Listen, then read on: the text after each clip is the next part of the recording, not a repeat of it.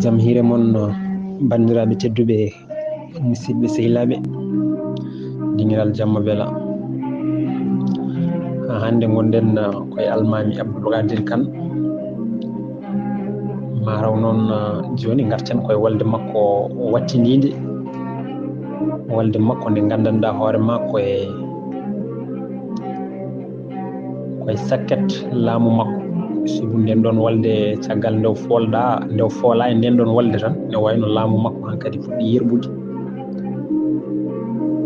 ko ɗum rewata kay ha laamu ngu yana nden walde woni walde bungoy caggal noon nde ummi e walde tarza nde hakkude makko Aliel Kowri nde o yabani ko waalo Brak ɓen kadi o fooli ɗumen ha waɗi ni jiidigal hakkude makko e waalonaɓe sibu risino toon e suhaaɓe ɗiɗo e ɓiɓɓe lamɓe ɓi lamɗo waalonajo ɗum waɗi nde ummani ndeɗo walde bungoy ɓen kay to boowal kolli ko ina gondi e makko kono tawi to suunde ɓe gondi koye dammel kadi yanti hen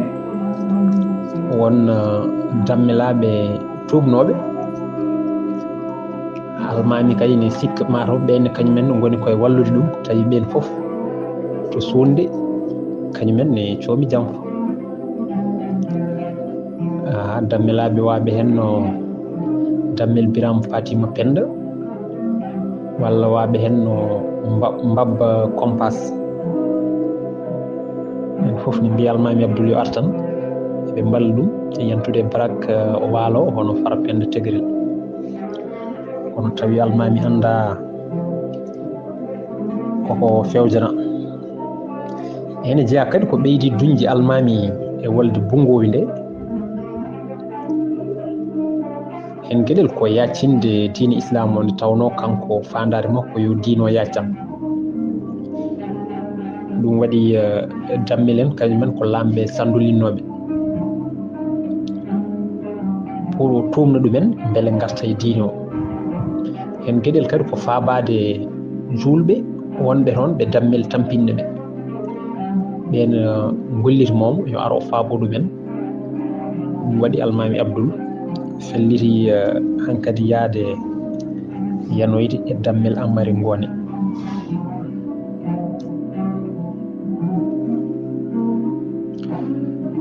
no mbiɗen ni karele almami Abdoul kala ko haare mum e Kajoor nde ɓuri lollude andede e to banggue dartol guila e darti Fina Tawa ha e darti windiyankoɓe tubakoɓe caggal nde almami Abdoul dañi polgu e dow Trarza naɓe e hedde kitale 1976 caggal jibinede Annabi Isa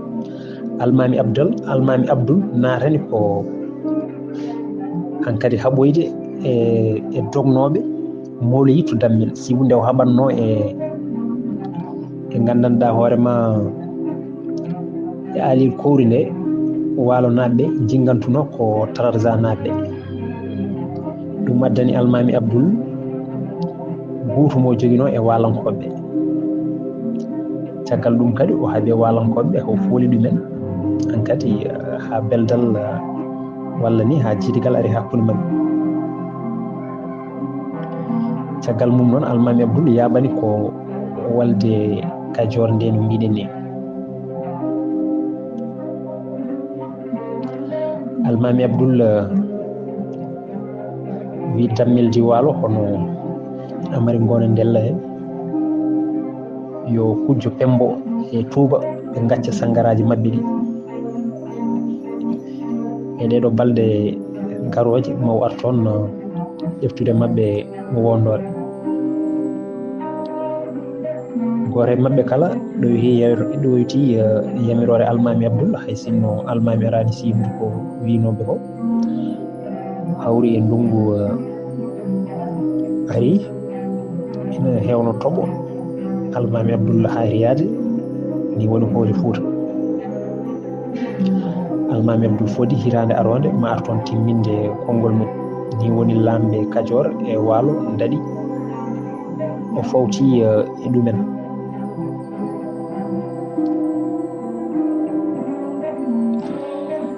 hedde kitale 1789 ujunere temedde jeeɗiɗi capanɗe jeetati e jeenayyi Dammel Biram Fatim Penda laaminoɗo 1777 1790 ujunere temedde jeeɗiɗi capanɗe jeeɗiɗi ujunere temedde jeeɗiɗi e capanɗe jeenayyi ina settana wonde ɗum dammel ɓurɗo wonde juulɗo e dammelaɓe Kajoor. Lamiral wi ala ko tumnunomo sowona wonde mo mbaddi kulɗo reedu tew fembi o jaaɓi kala ko wiya. so wonti ko lamɗo Barak Farpenda Tegrel noon on tuuɓi ko caggal jattinare nde folno hedde kitale ujunere temedde jeeɗiɗi capanɗe jeetati e joyyi e ujunere temedde jeeɗiɗi capanɗe jeenayyi e joyyi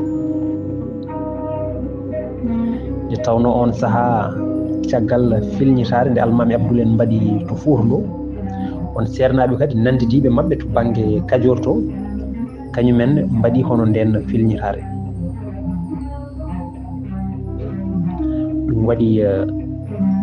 toggol Dammel Biram Fatim Penda ina ɓeydi walliddeɓe e ngalɗon cuusal. nde yeehi noon ha Dammel Amary Ngoone Ndella ari e jappere kañumne filñiti walla yiɗi yande e sernaɓe e lamɓe Jambour watnoɓe nden ɗon filñitare winoɓe ɓe gadda toon diine honno sernaɓe Fuutankoɓe mbaɗni. Dammel yani mabɓe fooliɓe ko nden o wari ceerno mabɓe goto mawɗo mbiyeteɗo Malamine Sarr. maayde makko jibinani sernaɓe falde nde kala metti mawɗo sernaɓe Kajoor tawi ala bawɗo ittande ɗumen ɗeɗo metti sowona almami Abdoul mo Fuutatoo. ni woni hakkillaji mabɓe dogi e wulliro heede almami Abdoul e ñagade ɗum ballal. ɓe bindimo ɓataki yo ar o faabol tawi windi ɓataki o ko Amadou Fa Hujje e Balla Fa Hujje ɓen ko ɓiɓɓe ceerno makko hono Moukhtar Ndumbi Diop en kalinɗo wonde almami Abdoul wiyanoma janggi e on ɗon ceerno hono Moukhtar Ndumbi Diop. ni woni ɓen bindimo ɓataki yo aro faabo ɗumen Dammel tampiniɓe. nde Dammel nani ɗum mataw fadani ni ha ballal gimmotongal Fuuta ngal ara kañumne kadi yeehi yani e mabɓe o waɗi kadi ceerno koppi hono Amadou Fa Hujje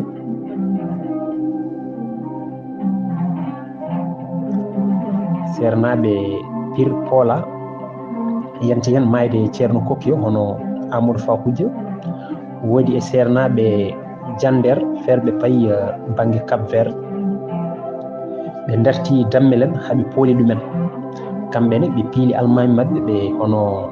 ɓe gardinno on saaha ko biyeteɗo Dial Diop hono Serigne Dial Diop nde ɓe pooli nde kamɓen ko nden ɓe gaddi lefol Dial Diop eyyi ɗum woni Dial Diop mo nantono inde lefol.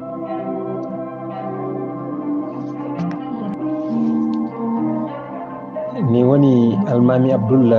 heeɓi ɓatake sernaɓe Kajoor naɓe kadi o yii no Dammel waɗi ɓili ɗum ɗon kadi ɓeydi musdemo e yidde faaboyade ɓe. ene jeeya foof kadi ko ɓeydi duñde almami Abdoul yaade yanoyde Dammel kono ɓe mbari Tafsirou Hammady Ibra Ba mo Mbantu. Tafsirou Hammady Ibra Ba mo Mbantu ko goto e yimɓe ɓe almami Abdoul wanno toon e won toon ene janggina ene waajo ene hirjina ko fewti e diino. yimɓe Dammel jani mum mbari ɗum mbaritimo kanko e galle makko mbari hen suhaɓe makko ɗiɗo biyeteɗo Mouhamadou Moustapha e Mouhamadou Halfi.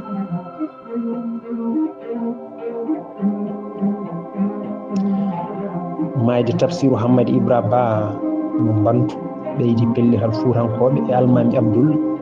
nortade harnde. ɗum waɗi Alpha Amar Seydi Yero Bousso Ba e Abdoulaye Gaysiri noddi Almami Abdoul e jagorde Fouta Batu mawɓodiral Fuutankoɓe yoɓe ngar ɓe kaɓoya e Damel Kayor ɓe pella jihadi. Professeur Oumar Kane wi e miijo mum Almami Abdoul sohlani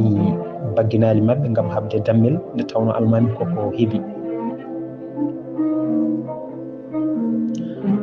ko ɗum waɗi no mbiɗen ni mayde Tafsiru Hammadi Ibra Ba Almami Abdoul ɓeydi wattude hakkille mum e nortade e noddandu sernaɓe Kajoor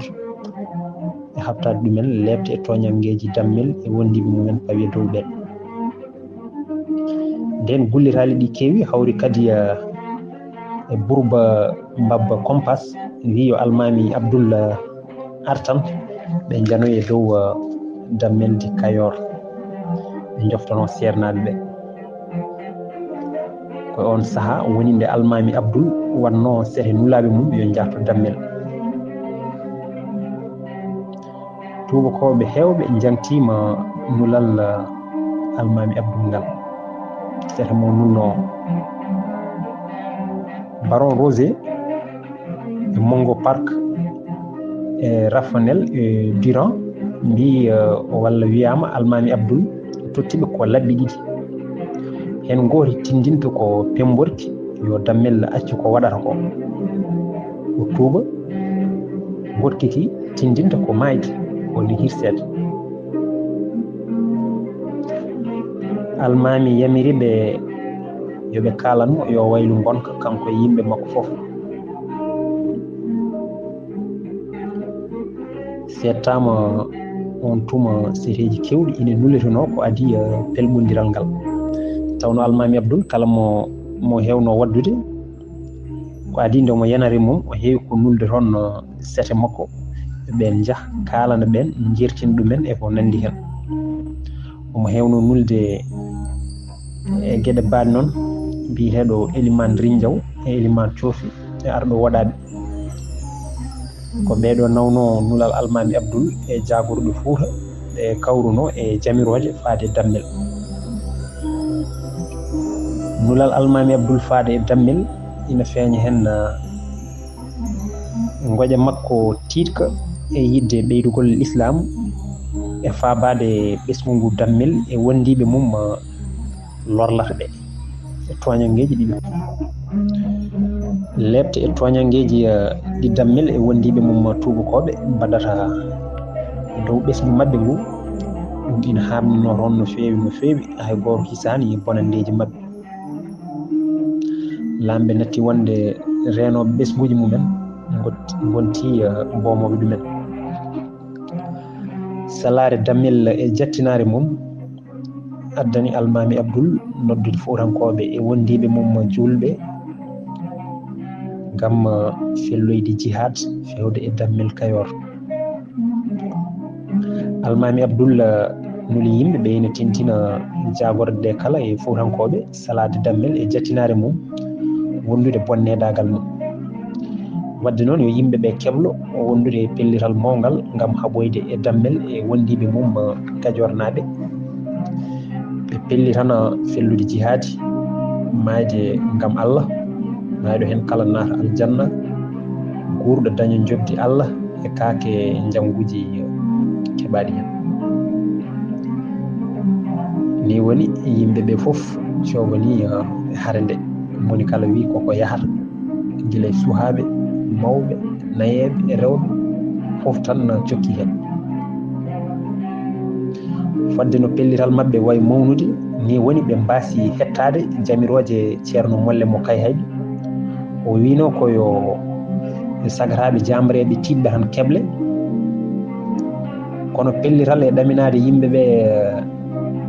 aduna e lakara haɗi miijo makko rewete. kono ngu wonti ko ari ƴoƴƴo ko ɗum tagui ɓe wasdeɓe hutorade peeje haare kadi yejjiddeɓe dammel e wondiɓe mum seɓɓe wona condi ari muɗo ɗe geɗe ina jiya e ko ukkini konu ngu ha jibinani ɓe boomare bonde te ala ko humpi dammel e kewlugal almami Abdoul mo jogui sunnotoɓe arde nder Fouta ɓe ina tintinamo kala ɗo almami Abdoul e Foutankoɓe jarata kala kadi koɓe pewji dammel nanirani garal mabɓe ngal so wona wonde ɓe garata ko heptude leydi mum e ngaluji mum halfude yimɓe mum gati arɓe ina gardi rewɓe suhaɓe so pooli ganniyaki hodde tene kadi o haalnama wonde almami Abdoul hebli konu mawngu wayno abbo e ujunaje 20 walla ni ha e 3 ujunere goto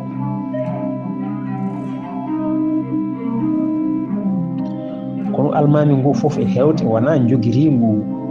jogitari kaɓirɗe haare moƴƴe kadi ɓe nawani jooɓaji kewɗe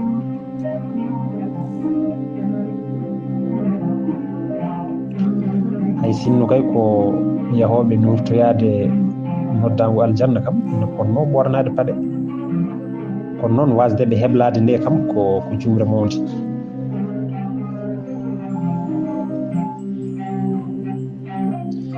ina ɓeyduno heñare mabɓe sagataɓe waalo baragnaɓe hono fara penda tegrel tottuno almami Abdoul sagataɓe waalo baragnaɓe ɓe fera penda tegrel tottuno almami Abdoul yo jaari mum kolla ɗum lawol teto less e sunde waalo baragnaɓe e yamirore barak ina mbaddi malde e dammel Kayoro ni woni ɓe dewni ɓe e lawol liitugol tawa kadi ko jurgol ngol moƴƴani waalo en ɓe dewni ɓe e tartarol ummorade Diop ɓe dewi lawol faade Keeri Jolof e Bawol ɓe toɓɓi lawol faade Ndumbe Bunkoy tawi noon eɓe mbawno sodorade tan Bardial e tindo Kajoor lawol gotol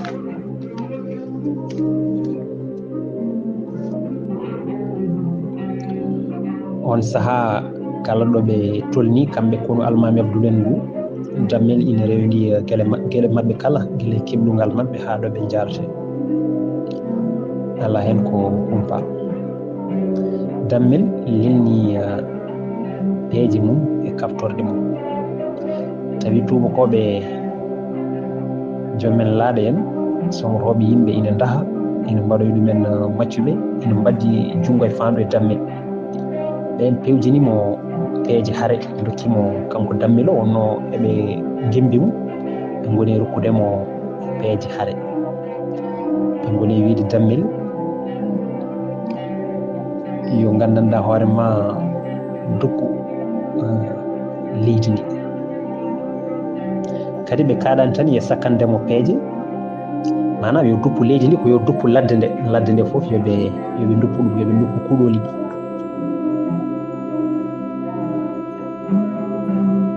ɓe kaɗani tan kadi e sakkandemo peeje ɓe dokkimo kadi kaftorde ɓe mbaddi hen ɗum woni yo boom ko woni nder leydi makko he kala o mawɓa guura o posna beeli e boyli beele so almami Abdoul en jettima taw kono mumen ina losi tawi ala koɓe tawata ɗon tawa huuɗo ala ñamde ala jaram ala ɗum ɗo so waɗama tan haɗata tan e polgu kono ma ronkin hay poolaɗo dogde yatiri caggal kadi ɓe mbaggini dammel hoto habto ha konu ngu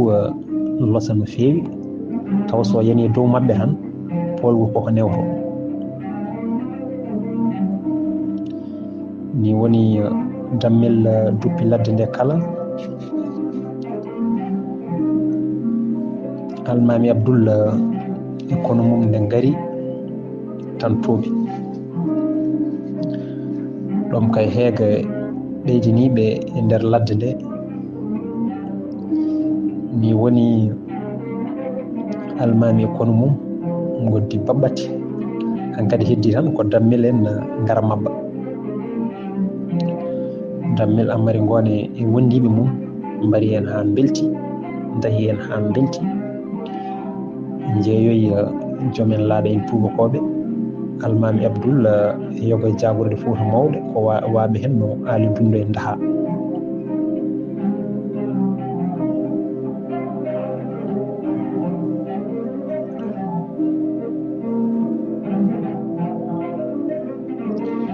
dartiyankoɓe hewɓe jangtima ko fewri nde ɗo walde Siri Abbas Sow yaari kañum ko Ali Dundu e yaadiɓe mum jamfi almami Abdoul walo en kañumen ɓurni konu almami Abdoul lawol ndewnuɓe tartarol goɗɗungol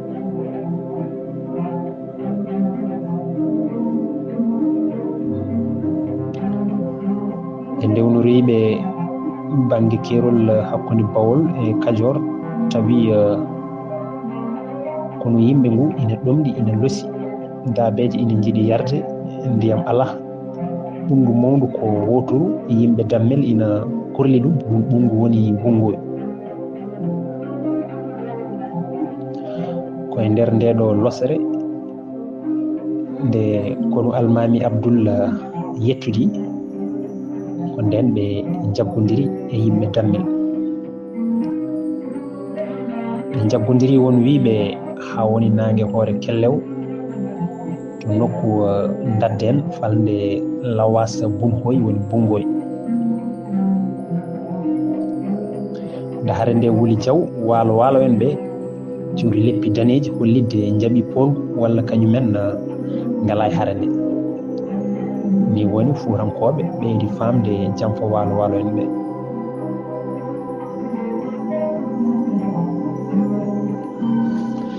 no walde bungowi nde Fuutankoɓe hewɓe jaggama hen ɓe mbarama hen e waraɓe ha hande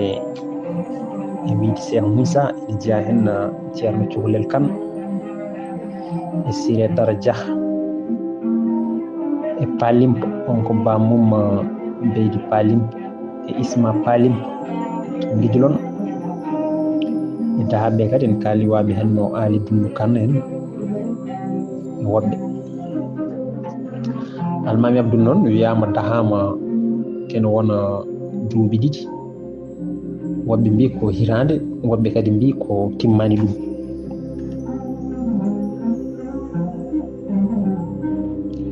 kono tubakoɓe ɓurnoɓe badade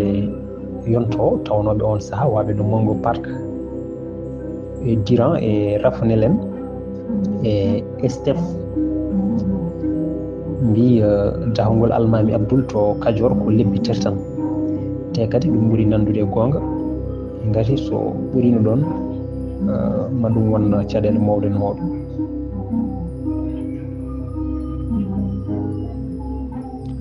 ko heewi simtama e dahugol almami Abdoul wiyama yummum dammel leelino dañde ɓiɗɗo ko almami Abdoul rokkunomo ñagude Allah nde wonno pir ha dammel jibina ɗum waɗi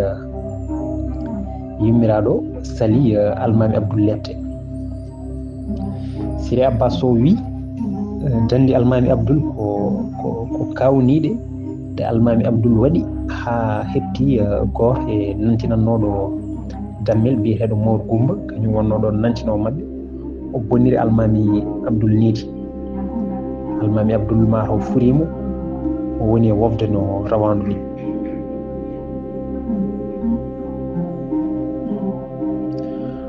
won wiɓe dammel yiɗino leppude almami Abdoul kono ko jagorɗe Kajoor naaɓe e anduɓe makko woni wilaɓe makko mbasimo hoto waɗ almami Abdoul hay hunde ko metti ɗum so waɗimo ko metti tan ma heege e yoro jal e leydi mabɓe ndi duuɓi kewɗi ko ɗum addani dammale Amari Ngone Ndella toɓɓiɗade kisal makko kanko almami Abdoul hani nde o horata Fouta nde dammel waddimo koye sete timmu yo nden ma o yettoyo Fouta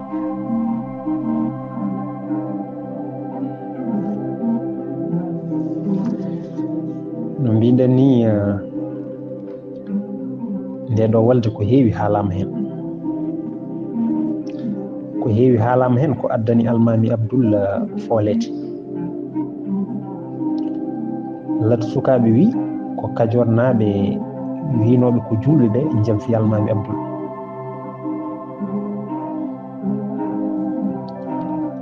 Abba Bula wi ko kono ngu waalo wadduno e almami jamfi ndewnuɓe